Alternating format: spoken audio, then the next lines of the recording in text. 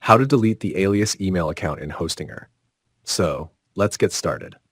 First, once we are logged into the Hostinger hosting account, this is how the Hostinger dashboard will look.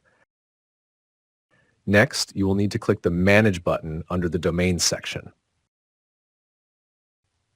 On this page, click the Manage Email button under the Manage Your Email section.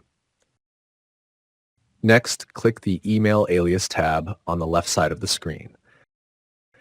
On this page, you will see all the email aliases created. If you have more than one alias email account, select the alias email account that you want to delete.